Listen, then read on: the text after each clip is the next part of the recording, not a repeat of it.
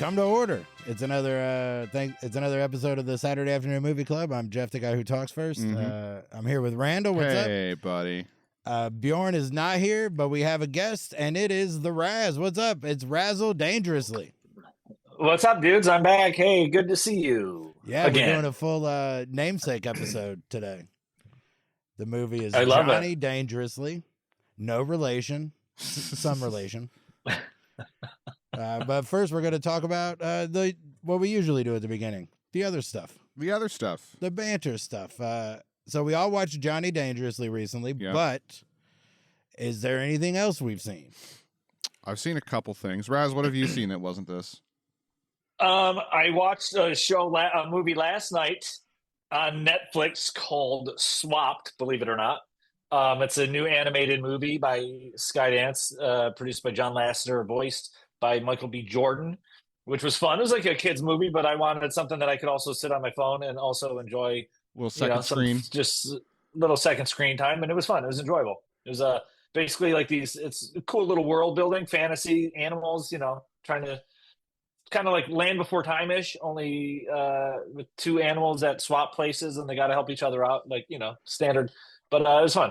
Oh, like a Freaky Friday in the animal kingdom. And then also, if nobody's seen this, I got a shout out to this movie because not enough people talk about this. But two movies, actually. Cold Storage. Dave and I watched Cold Storage a couple weeks ago. That was really fun. With Steve and Liam.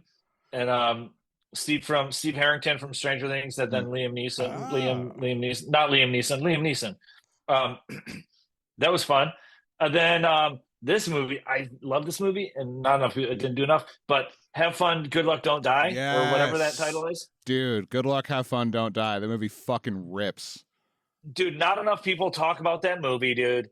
And it's awesome. The second third, the last third is a little silly goosey. Yeah. But dude, awesome. I love it. Original, fun, awesome. It was just great. Everybody should watch it. Very funny. Yeah, man. It was awesome. Mm-hmm. I just saw it's on Plex, so I'm gonna watch it this week. Yeah, dude. It's fantastic. Yeah, what's Cold Storage about? Just a Liam Cold Neeson? Storage. He's in it. It's mostly Steve Harrington, Joe Corey, or whatever his name is, Joe Keery, Joseph Keery. But it's basically there's like long time ago. It's like an alternate future, like the Sputnik satellite or something. They put a satellite up there at the space station to test some things. It crashes down. They thought they picked up all the pieces. They didn't pick up all the pieces. They were doing some testing up there, and they had like a virus came back. They sent like some form of cell up there to see how a cell reacts in space. Okay. It comes down and it becomes like a virus. And then they put the virus in they find it. They finally find it years later. And then they put it in like a government base in fucking like Area 51, right? They hide it. They put it in cold storage. And then 25, 30 years later, the government sold that property. They just boarded up the refrigerator and turned it into like a storage facility. And they got Joe Corey works at that. Joe Keery, Steve Harrington works at the storage facility. Okay, excellent. All right. Without telling too much of the plot, but that's kind of what it is. It's like, a virus outbreak at a cold storage facility. It all takes place on like one night. Very cool. Oh wow. Yeah, it's fun. I love a one night, one location kind of thing. Yeah. Yeah, absolutely. I'm on board for this. Holy shit, it's brand new too. Yeah. What about you boys? What about you? I saw I don't even know if it was before or after we've recorded last, but have I talked about Project Hail Mary? I saw Project Hail Mary. I saw Michael. Like I've seen that. I definitely saw I know we Michael talked about since. Project Hail Mary. I'm almost 100% sure we did. But okay, so I saw Michael and Hoppers. Hoppers is very fun. Hoppers was very fun. I need to see Hoppers. It's not streaming yet, so if anybody wants to figure out how to put it on Plex, I will watch it. I am not able to assist with that for the time being. I wish I could, but no, all good. But Hoppers looks fun. I want to see Hoppers. Project Hail Mary rips, and I kind of want to see Michael. I heard you liked it, but it still looks chintzy. It still looks like it's a Kirkland brand Hallmark movie to me. I don't know. It's better than that. It's like a real movie. Yeah, John likes like it a real movie. I'll watch it. I'm a Michael Jackson fan. I have opinions on that we won't get into, but I definitely want to see it and support it just because I like the fact that it's breaking records and all the critics were mad about it. Mm-hmm. Well, yeah. Who knows what the critics wanted out of it? Like, what did they think was going to happen? Well, right. I think the thing they wanted to happen was not allowed to happen because of a court settlement. Well, yeah, that and also. Well, you gonna make a Michael Jackson movie where they won't let you have the rights to any of the songs, right? Like, and it's all just like speculation anyway because we can't know the answer, right? Corey Feldman talks a lot, mm-hmm. and the one thing he's been consistent on is that none of this ever happened at Michael Jackson's house. Mm-hmm. Macaulay Culkin talks a lot, and he hasn't said anything. Yeah. Now I'm not calling anyone a liar, but I'm also not going to take a stand one way or the other. I know a guy that one of our security guards worked on the property in the 80s, like worked on Neverland Ranch, and he said he never saw anything. Like, I'll take a stand here. I'll take a stand. Thriller banger. Oh, Thriller's a huge absolutely. But seeing the songs, like it was what I find impressive about this kind of thing. Like, first of all, the guy that plays Michael Jackson is his nephew mm-hmm. and had never been in a movie before. Mm-hmm.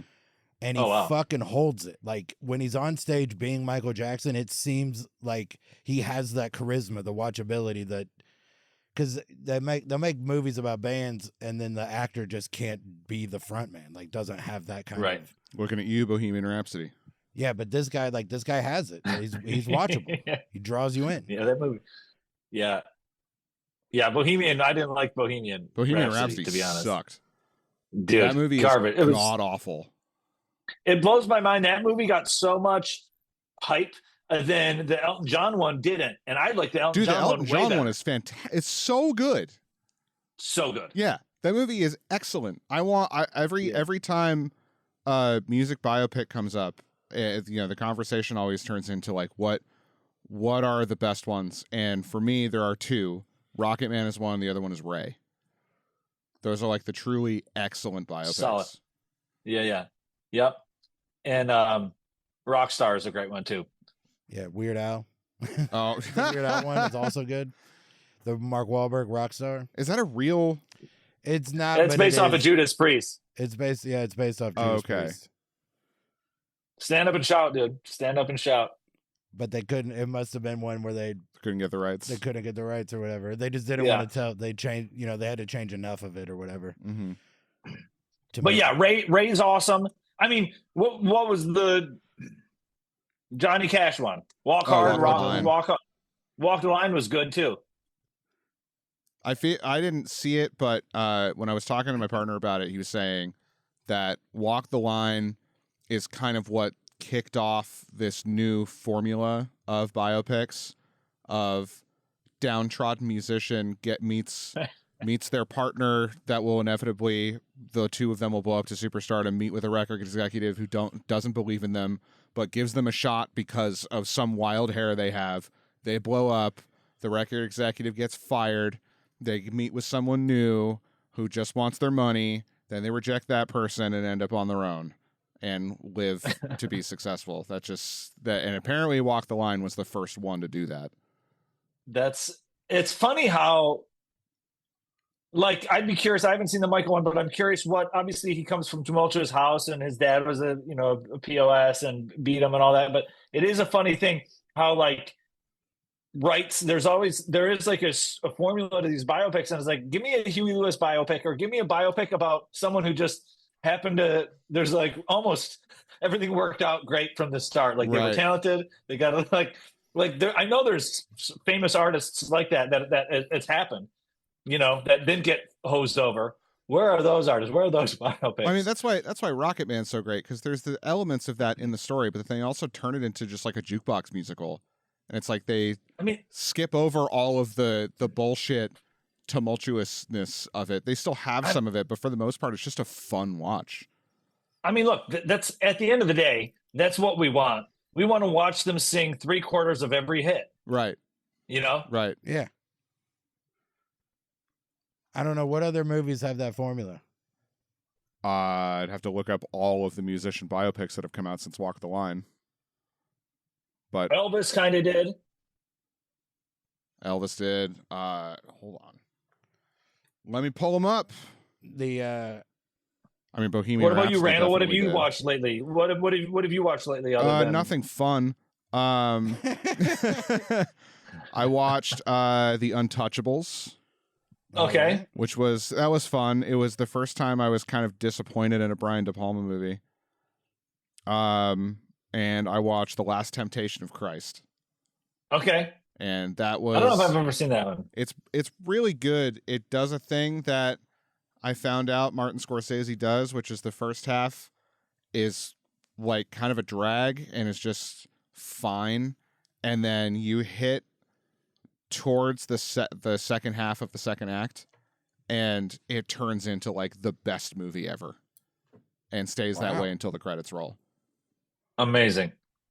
So it's very solid. Especially if you like all of these people who historically spoke Aramaic, speaking with Brooklyn accents.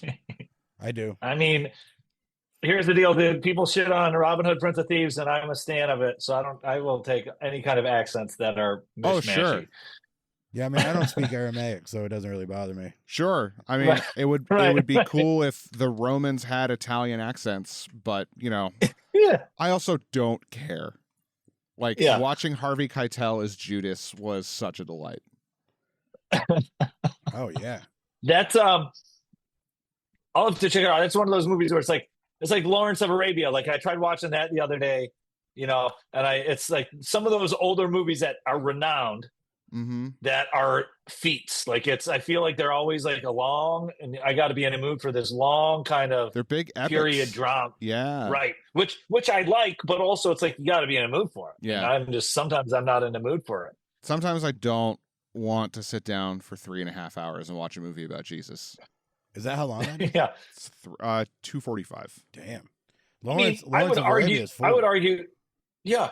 I would argue. I don't want to. A lot of times, I don't want to watch 2.5 hours or 3 hours of Batman. Sure. Of anything. Do you know what I mean? Like, once we get past 2:15, it's a big ask.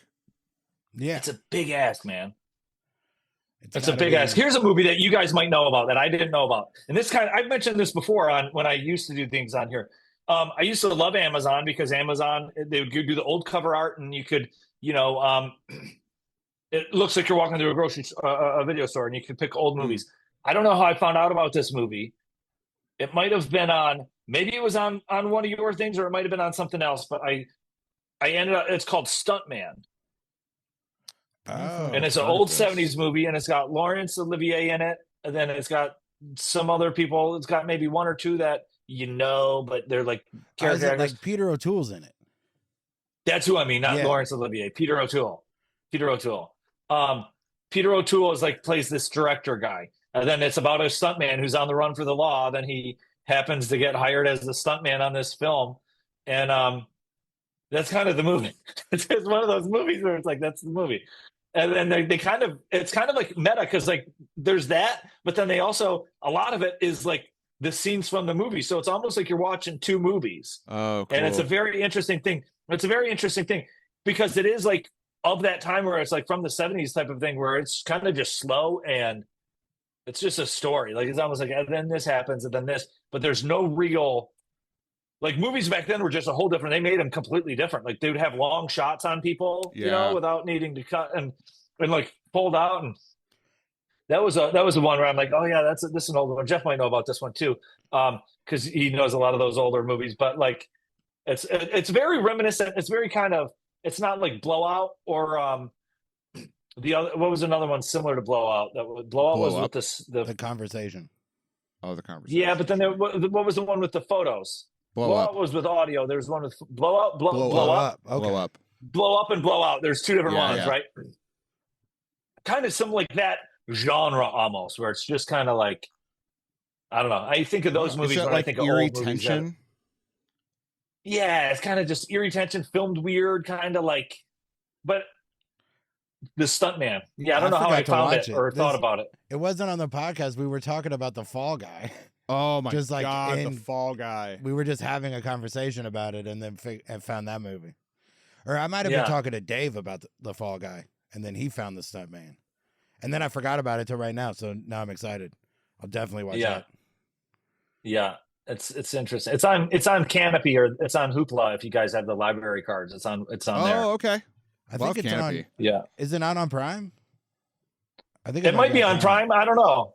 It might be on Prime, but I think I kicked off of it because of the commercials were annoying me. Maybe. Yeah, Prime recently was just like, hey, even though you've been paying for this thing forever, now you get to pay $3 more a month for no ads. And I was like, fuck you. I'm going to the crime store then. Eat shit. Unbearable. It's insane. And then also, speaking of buying stuff off of Prime and even like going to the Prime store, like buying off of Prime is like they can take it off there. They can take it off whenever they want. You don't know. It's you can buy any digital movie you want, but if you're buying a digital copy, it's not yours. You have paid $20 for a long-term rental. Right. Yeah. For a late fee. Off. Yeah. It's insane. I know you have. I buy them when they're $5. That's my move. It's pretty worth it. Long-term rental for $5 is not bad. But last Temptation of Christ, I'll have to watch that. It's a solid flick. I always confuse that with the other one. What's the one where there's the devil in it? Oh no, that's got the devil in it, right? Yeah. What's his name? Plays the devil. Green Goblin. Oh well, Willem Dafoe plays Jesus. Oh, he plays Jesus. Yeah. The devil is. He does play the devil in something though. What does he play the devil in? I don't know. I will find that out later.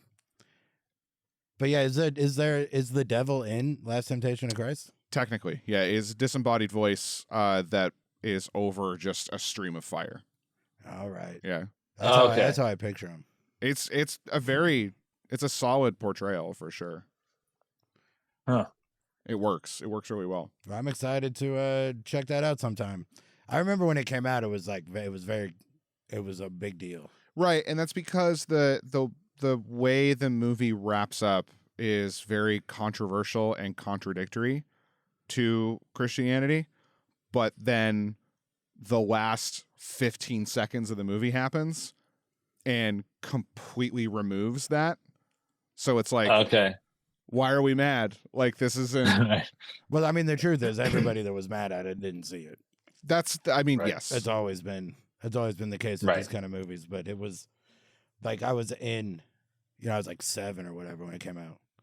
So like they would talk about it at church. Well, also, the way that it's a story of Jesus, obviously, but it's also not a direct retelling of the Gospels. It's very much like basically they take the story and then put it through the lens of what if all of these people were a lot more human than they're made out to be? Like the whole Judas betraying Jesus. Jesus tells Judas to do that. He sits him down and says, you have to do this because I have to die. And like it's this really like sad, intimate moment between the two of them where he's telling his best friend to sell him out so he can fulfill this prophecy. So at dinner, so at the Last Supper, he can stand up and still be like, "Hey, one of y'all's betraying me." He can call him out. Pretty much, pretty much. But it's nodding his head. I don't know who it's gonna be. Yeah, you know the Robin Williams bit that talks about the Last Supper. Nope. It's dude, it's so fucking funny. He's like, at the Last Supper, Jesus says, "One of you will betray me," and John turns to Jesus and says, "Is it me, Jesus?" He goes, "No, it's not you, John." And then Matthew turns to Jesus and says, "Is it me, Jesus?" And says, "No, Matthew, it's not you." And then Judas turns to Jesus and says, "Is it me, Jesus?" And Jesus looks at Judas and says, "Is it me, Jesus?" It's so good. It's such a great bit. I wonder who wrote it.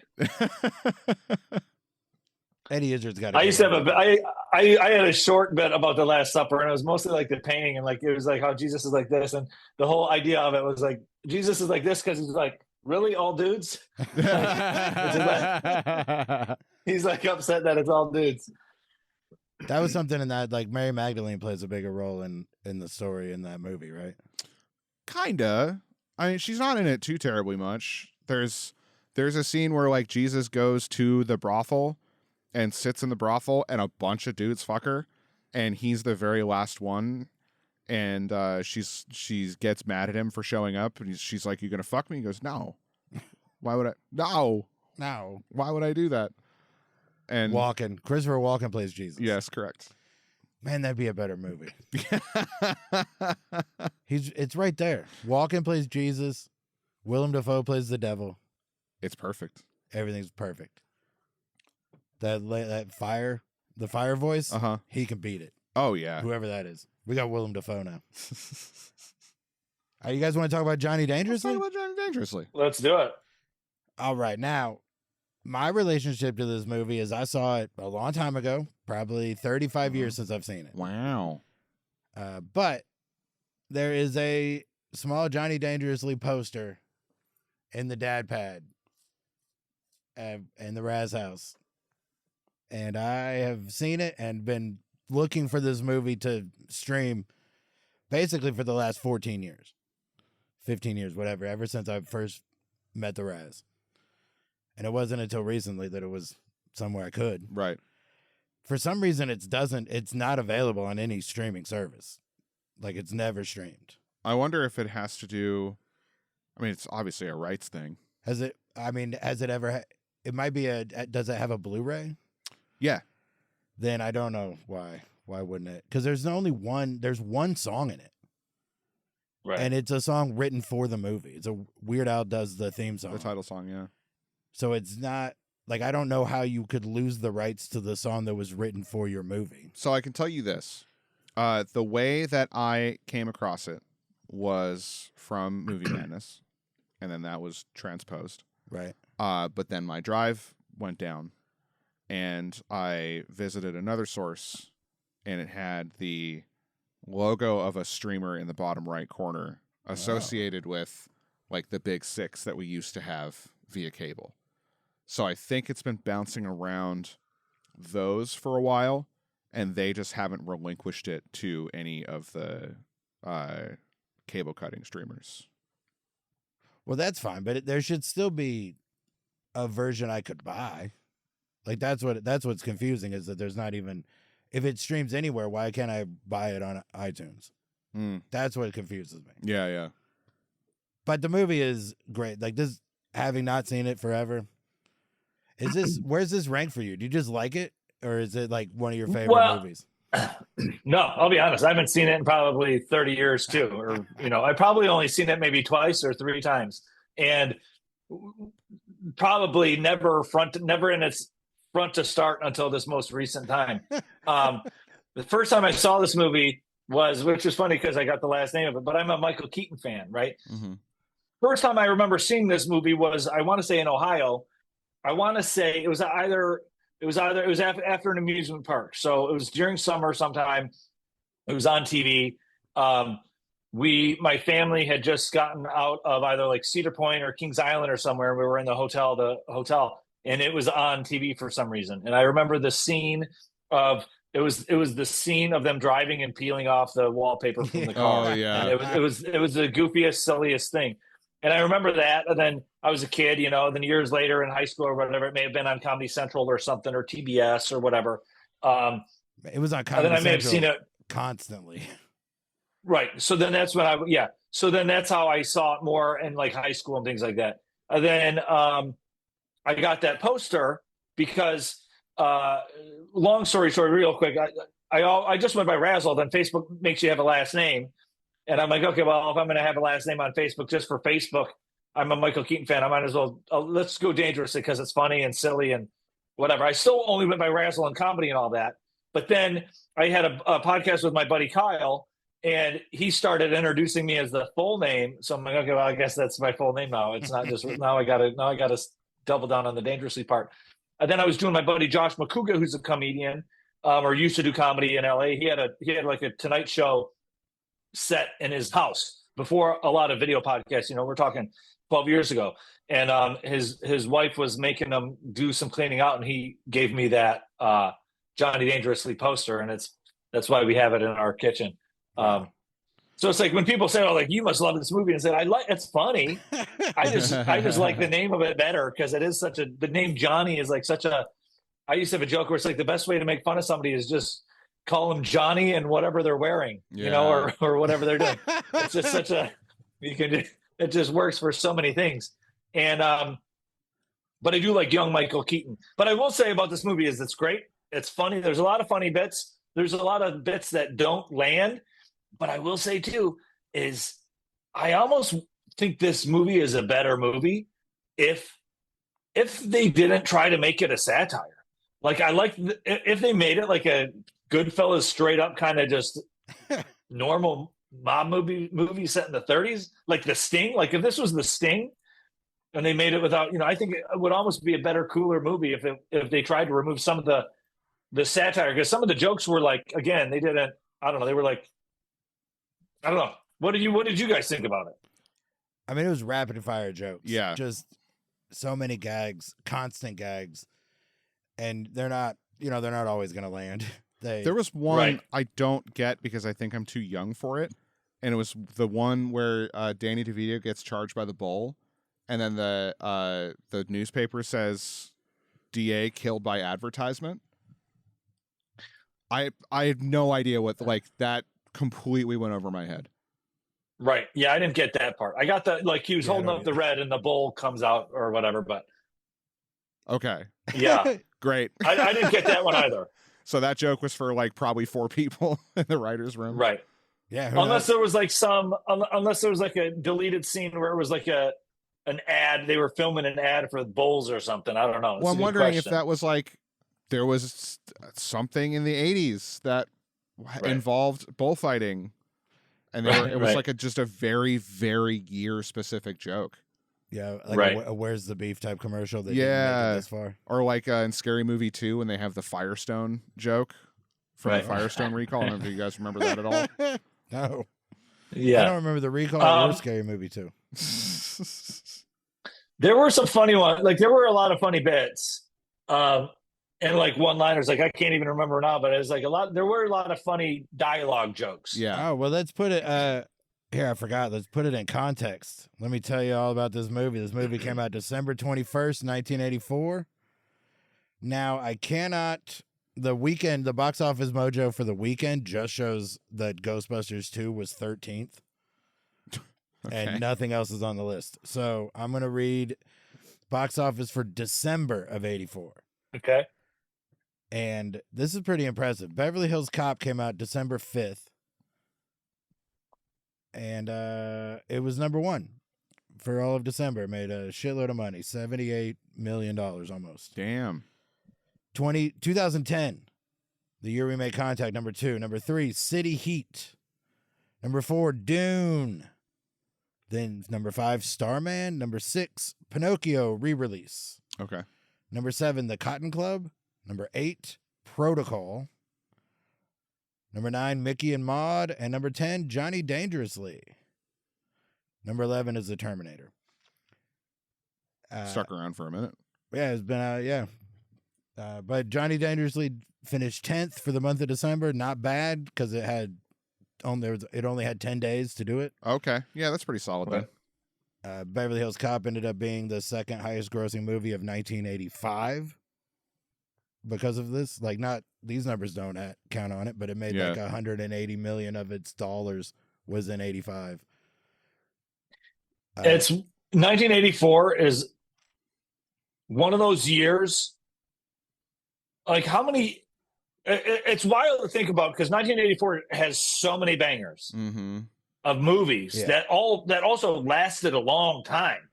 Yeah. They were in theaters for a long time. And Ghostbusters was in there for 6 months, wasn't it? Yeah. Yeah. Well, Back to the Future the following year was in it for 9 or whatever, right? Oh yeah. Oh, check this. All right. So here's the scores. The Johnny Dangerously scores. IMDb gave it a 6.5. Rotten Tomatoes, 44% critic, 63% audience, and Roger Ebert gave it 2 stars. Okay. Wow. So that all makes sense. It does. I feel like that's just a shade low on everyone's part. Just a little low. Not crazy. But for the people who, I mean, when the audience score and the IMDb score line up, we might be the outliers. Sure. Yeah. Yeah, Critics. it's definitely, it's interesting. It's one of those things where, look, I enjoyed it, but it's again, like, a lot of funny bits, but it's not like there's some movies that are just even way better. Like, Yeah. and of that time too, like, and I mean, it's also interesting too, like you're talking about it, this movie's hard to find. So is The Professionals, right? Like, I've mentioned that movie a lot of times, and that's a John Travolta movie. It's one of those movies where they didn't get on DVD or they didn't get on streaming, and they just kind of, or The Experts, not The Professionals, The Experts, I think it is. Where, like, this movie, it's one of those movies where there's a lot of 80s movies that kind of get forgotten or lost to time because they didn't do well. They didn't do well in VHS rental. Mm-hmm. So why even? Yeah, it feels it's really wild. It's odd because I can't remember any other. Like, is this the first Mafia spoof?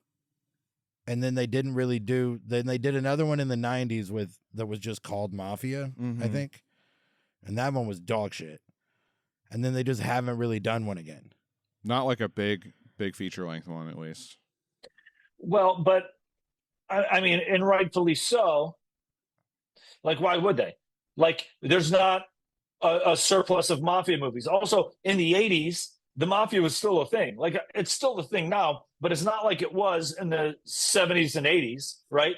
That whole there was a whole amalgam of 3 decades where you had, you know, Jimmy Hoffa was in the news. You had Sammy the Bull was in the news. You had all these, you know, books were coming out, and there was still, Vegas was still kind of old Vegas, and you had New York, and you had all Jersey, and it was, you know, it was very much still kind of Mafia. Like, you knew it was a thing. It carried over into the '80s, in the late '80s.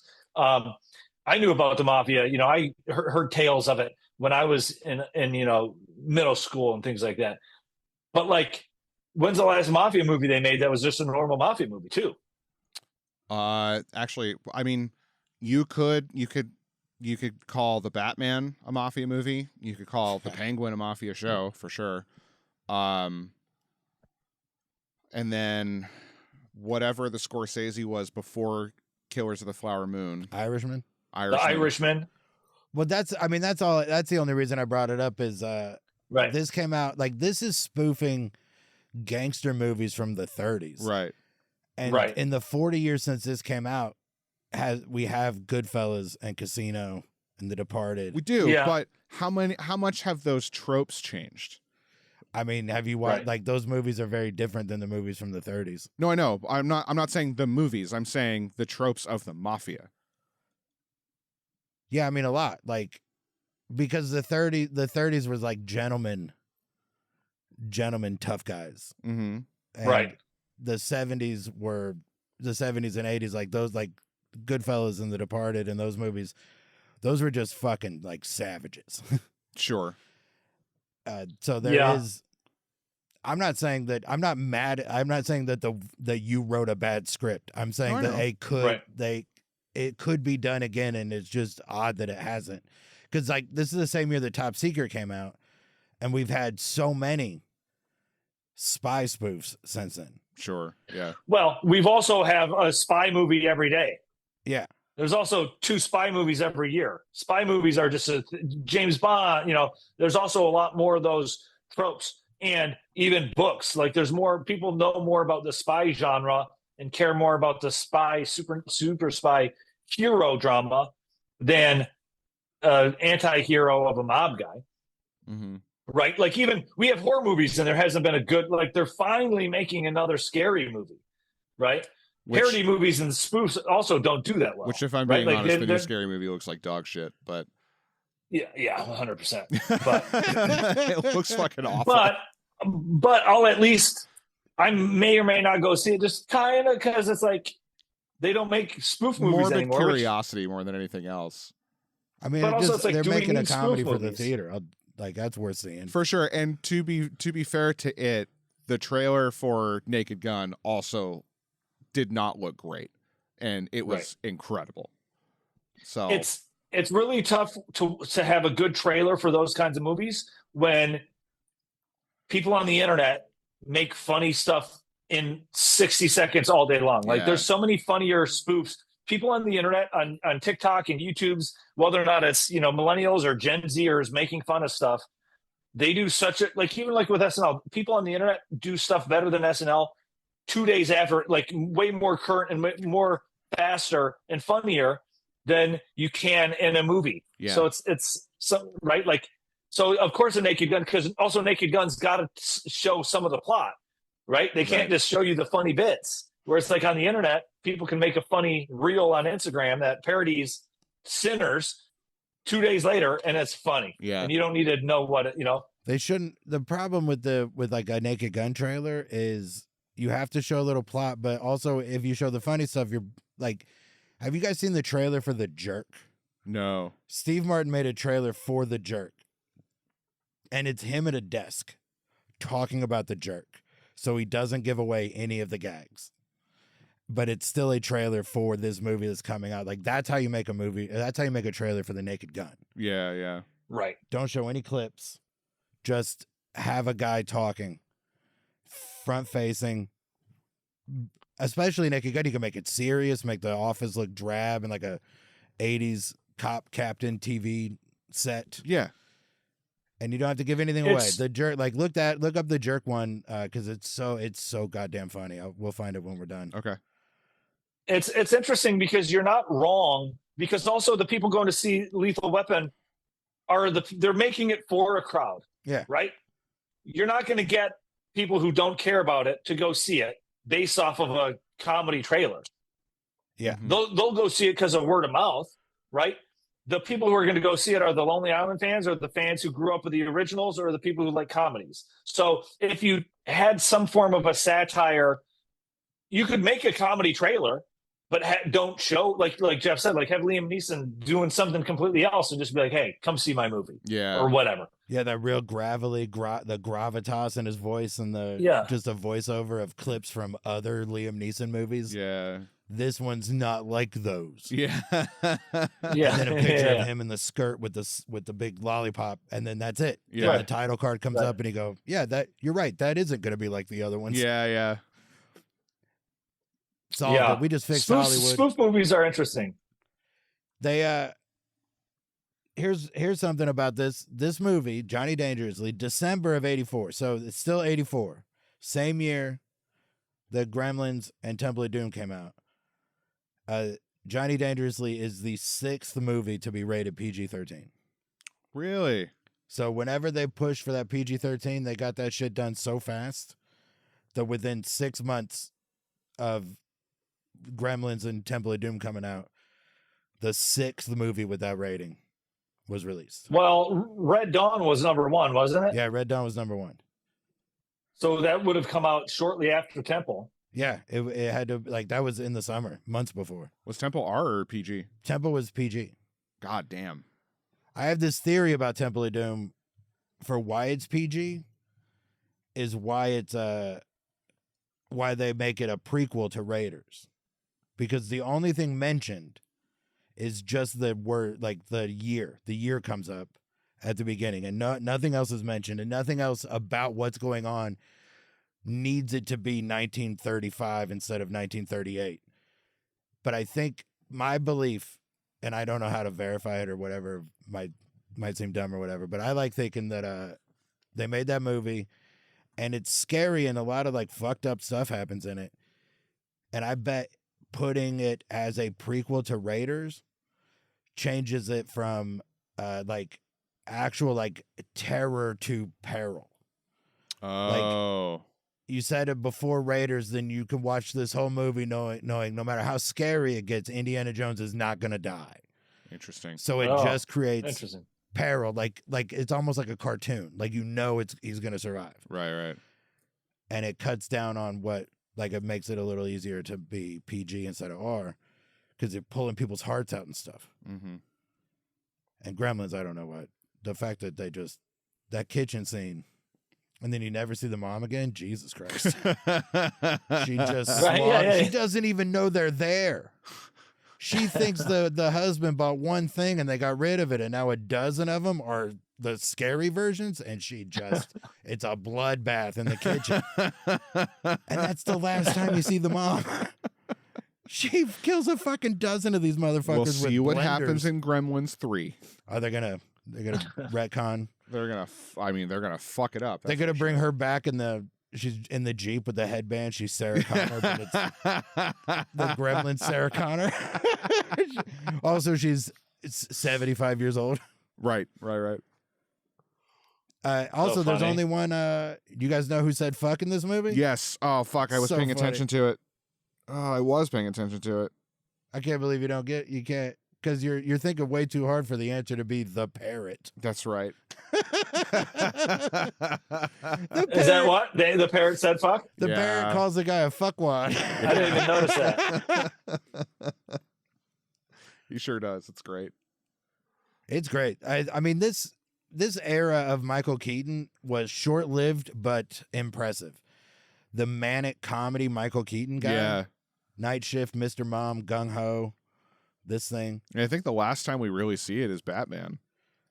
We see shades of it. We don't see it, but what was the one where he was the addict? What was the one where he was Christopher Lloyd, where he took a bunch of like the Dream Team mental patients, the Dream Team. Right, the addict was called Clean and Sober. Yeah. The Dream Team was a comedy, but he wasn't manic in it. Like the crazier people were in his group, right? Right. Which is almost it's a dropped ball situation, like the movie Anger Management. How are you gonna? Adam Sandler is hilarious when he's angry, and then he's in a movie called Anger Management, and he's not angry. Right. Fuck off. You guys could just That movie should have just been him and Jack Nicholson out being angry at each other.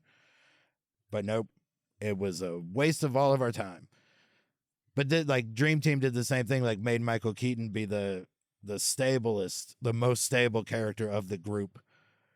But then Multiplicity was the last, Multiplicity was a straight comedy. What year was that? 96, 95. Oh, okay. But he got to be one or two of the Michael Keatons in that movie got to have that manic, wild energy. I guess the last time we saw it was in the most recent Beetlejuice. Yeah. He definitely brings it back there.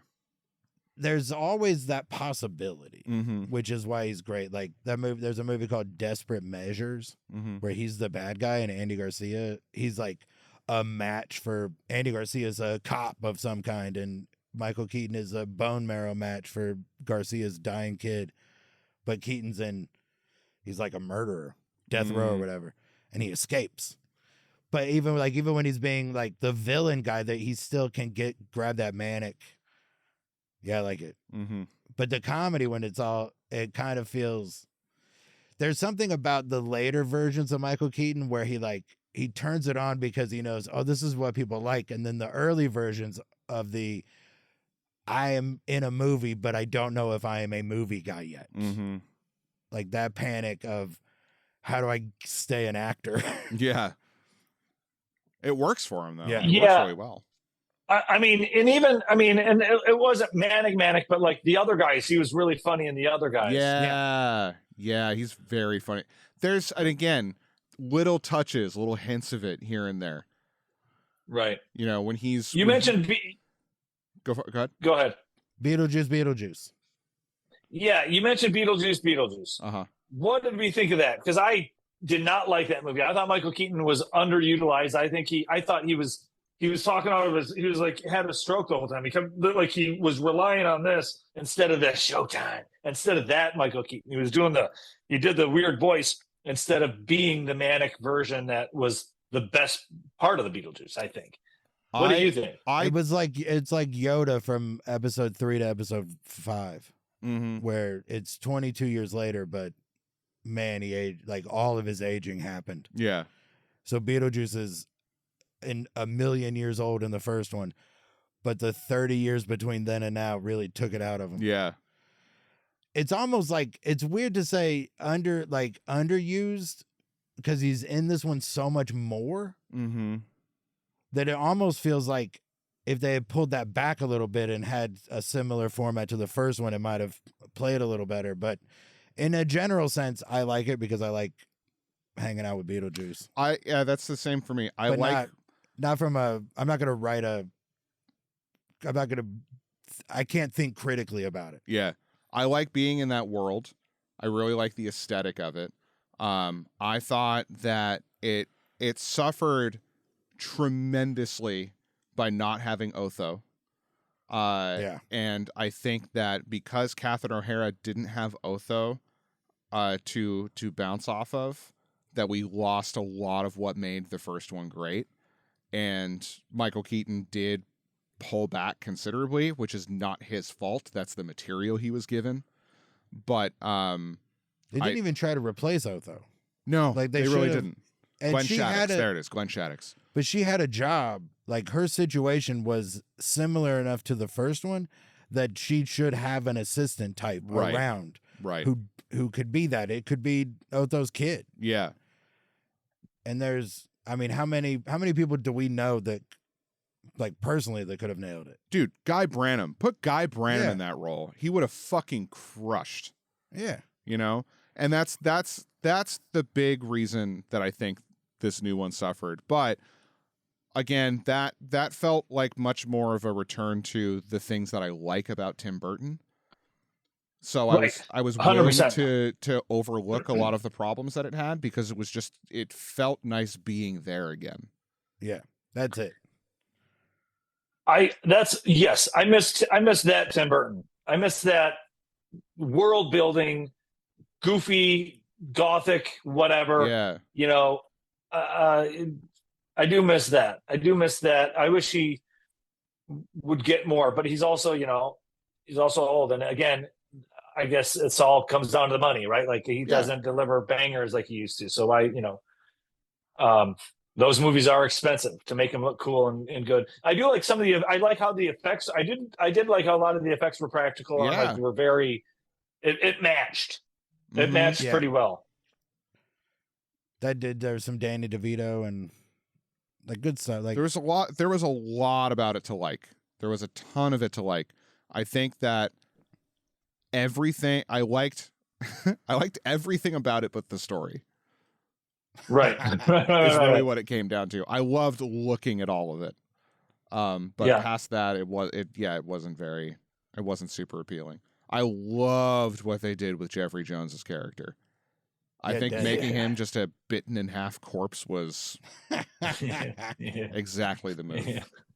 Yeah, that was great. That was awesome. Well done. Get rid of that guy. Perfect way to get rid of that guy. Yeah, 100%. No mention of Otho, though.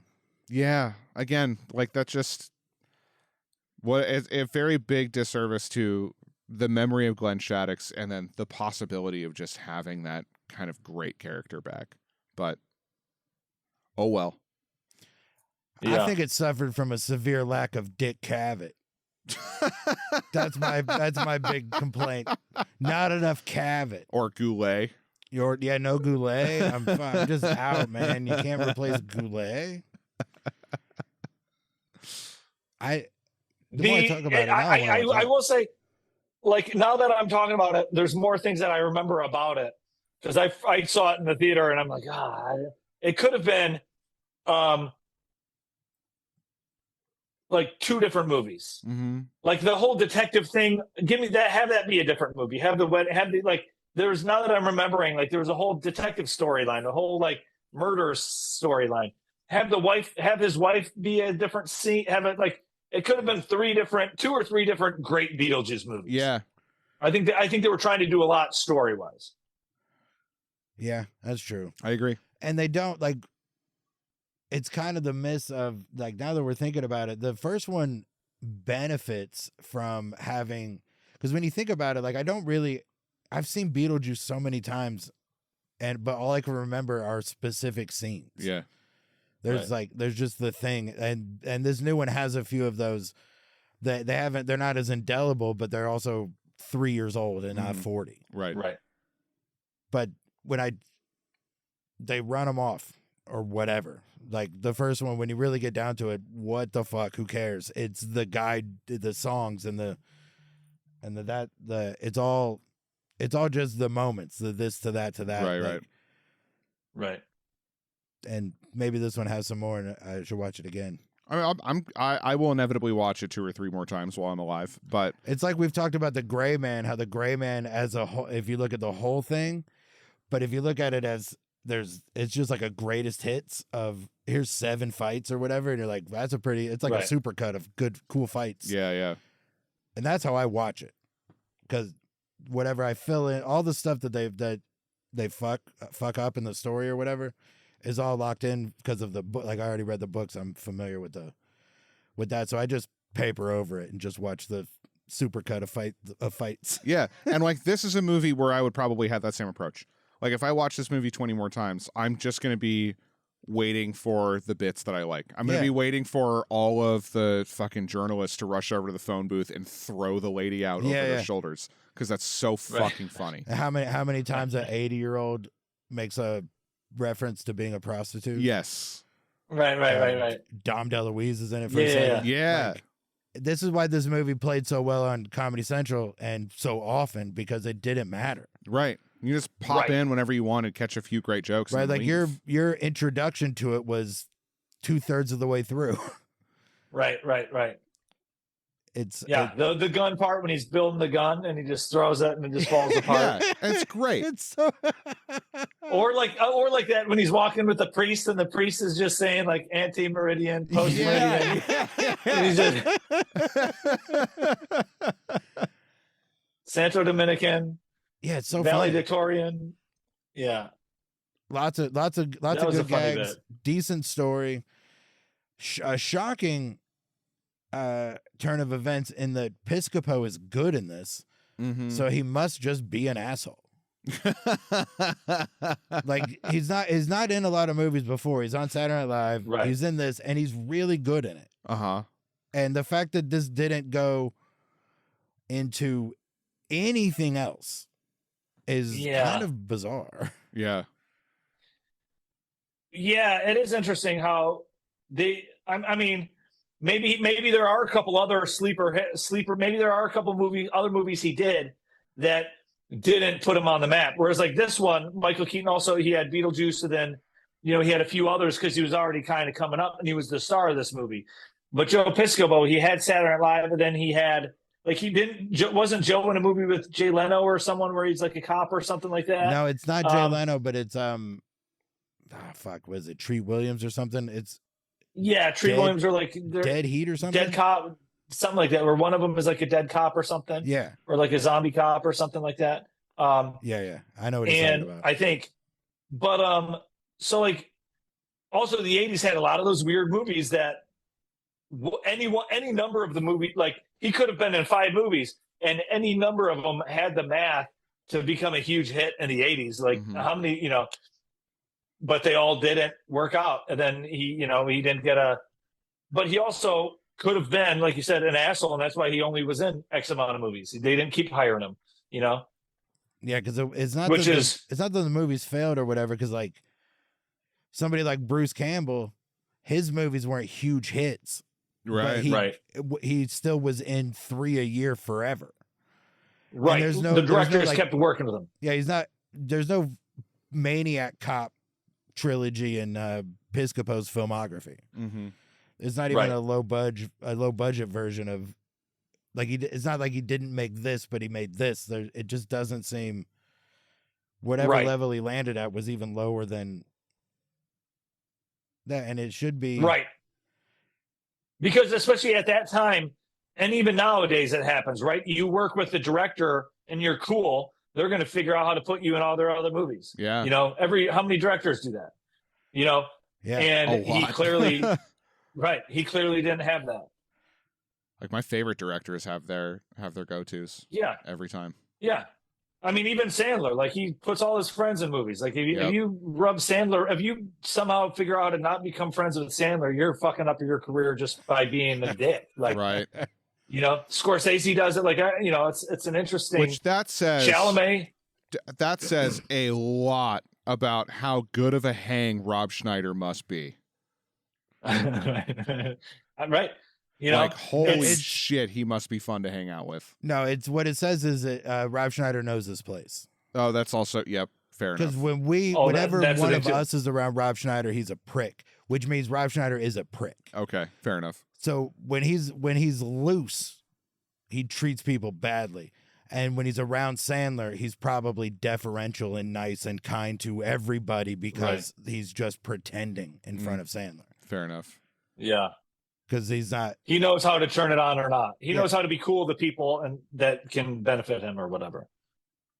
Look, I really want to run. Some of these are just the years, okay? So here's Piscopo, Johnny Dangerously, 84. Then a George Burns half-hour special. Probably just a variety show or whatever. A Julian Lennon music video. A movie called Wise Guys in 86, Dead Heat in 88. One episode of Next Generation. A couple of episodes of Goof Troop as a voice. A movie Sidekicks. I think Chuck Norris might be in that.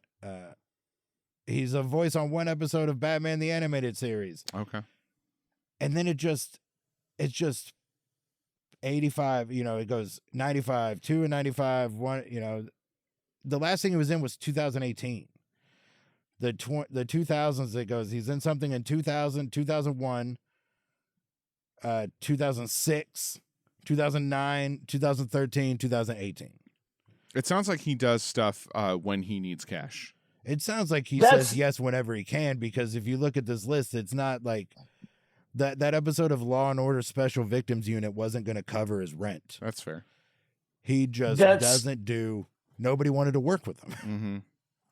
Well, or like Randall said, is maybe he just doesn't want to. Maybe he doesn't want to. Maybe he did Maybe he did the thing. He did the movies. He worked hard. He maybe got like Rick Moranis. He retired because of he wanted to be a stay-at-home dad. Maybe Joe Piscopo. I don't know his history. He could be a piece of shit. I know he got muscular, so who knows? Maybe he just wanted to live in the gym. Or maybe he, I don't like, maybe he just didn't. It's an interesting thing because some of those people like that, where you think that they could have been huge, and then they kind of disappear. You wonder how much of it is the business against them and their choices, or them being not fun to hang out and work with, or how many of them actually were kind of just like, I don't want to live in LA. I'm a comedian. I'm a comedic actor from Chicago. I'm leaving SNL or whatever. I got, because also he wasn't on hit seasons of SNL. So it's not like right out the gate. It's not like he was already a household name completely. Right.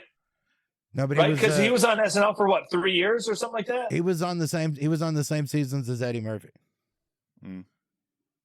So that was 2 years, right? Or 2 or 3? It might be 5. But it was the years that Lorne Michaels wasn't there. But right. This is not the filmography of somebody who has decided to leave the business. Rick Moranis was in a much better place. Like he had already headlined a bunch of movies, kids movies. Like Rick Moranis is fine. This guy, Rick Moranis, isn't going to take a break and then come back to do one episode of SVU. Right. Well, right. But also to devil's advocate, do you think Joe's also the guy who's sending in tapes and going on auditions daily trying to book something else? Like, do you think he's going on 100 auditions? No, not now. I think what I mean is like, it didn't happen in 85. It didn't happen in 86. It didn't happen. Like the stuff he got was trash. And he just like, if he was a better hang, I think he would work more. Like, sure. He has the filmography of somebody who's not a good hang, because nobody that's true. Because what did he do? I've been doing stand. I've been traveling for 20 years doing comedy. It's not like he's doing clubs. Yeah, you don't see him in Vegas. Is he a comic? I don't know. He was sketch at the very least, but the pivot. That's usually where you pivot when this other thing ain't working. Right. So was he a radio host? Right. And if he was, it wasn't a major market because we would know. Yeah. That's the question with people like this, right? Is like, what did you do in between? If you're not in a movie for 3 years, what did you do? Yeah. Like, because they also weren't making that kind of money back then anyways, also where you could live comfortably for 3 years with being a nobody, you know? Yeah, I mean, you don't even make that much money on Saturday Night Live now. Like, right. Chris Rock, I remember, I mean, the inflation, everything's proportional. So it's probably, to be fair, it's probably harder now than when Chris Rock was talking about it. Oh, for sure. Right. But he was like, I got SNL and people thought I had money, but it was like, I got it. Like, getting SNL means you have to live in Manhattan, which means, yes, I make more money, but I have less money. Right. So, yeah, it's just like the grind or whatever. Like, I remember when Mulaney was the head writer, I would stay at his place and he lived with a guy that wrote for Rolling Stone magazine. Like, he had a roommate. Like, and he's the head writer. Right. It was a pretty big apartment in Brooklyn. But it's still he's a the roommate. head writer of Saturday Night Live. Yeah. Right. So anyway, Piscopo should have fucking been a little nicer. Yeah. That's Be nice to people, everybody. Yeah. But I recommend Johnny Dangerously. Good luck finding it. Yeah. Sorry to talk about this movie that's going to be impossible for you to get. Unless you go to Plex. There's probably a version on Plex with ads. It is weird how hard some of these old movies are to even acquire. Like, even find, like, even the library doesn't have a DVD for you to get or whatever. Like, or VHS. Like, it's almost sad because it's like, how many more movies like The Stuntman or Johnny Dangerously or Blow Up and Blow Out, right? Like, how many movies are kind of just lost to time because people forget about them, and then they're also not anywhere to actually rewatch. There's one called The Driver that I love a lot. It stars Ryan O'Neal as a getaway driver. Like, Edgar Wright talked about, it was a Baby Driver was influenced by this movie. It's a Walter Hill movie from the 70s, and it doesn't stream. Nobody has a name in it. That's another thing that's fun. Bruce Dern's in it. His character name is the Detective. Amazing. Yeah, it's a good movie, but it doesn't stream, so it's almost impossible to watch. Well, if you're here in Portland, you can find a copy of Johnny Dangerously at Movie Madness. It is there. And hopefully The Driver. And I'm sure there's places in LA. Oh, probably. Yeah. Well, all right, that's Johnny Dangerously. I recommend it. If you haven't seen it, watch it. If you have seen it, you can make up your own mind. Yeah. You got anything to plug, Razz? Amazing. You know what? Yes, I do got something to plug. Give me a follow on Instagram at my name is Razzle, but then also I started I dusted off. I had this domain on Instagram and TikTok and all that for a long time called Sidewalk Critics. And it's I've had it for the last 4.5 years. I'm finally using it for something. And it's basically me walking. It's like mini podcasts with 4 clips. It's a way to clip farm fun bits, riffing with comedian friends of mine as we go on a walk. So I just literally, me and comics walk around their block and their neighborhood for 10 to 30 minutes, just riffing on topics like, you know, the best burgers they've had or $20 coffees or whatever. And it's just like a fun thing, you know, like it's a new thing. It's a new Instagram series that I'm starting to do because I miss talking to people and riffing, and it gives me a reason to do that. So Sidewalk Critics on Instagram at Sidewalk Critics on Instagram or TikTok. Fuck yeah, that's I'll follow it right now. Yeah. You got anything? Got your list? Got the list. Unlock this anytime now. Ghost and Hose, What's More Metal, and It's Nice to Be Nice with Sean Jordan. Fantastic. All right, well that's another episode of whatever this is. Meeting adjourned.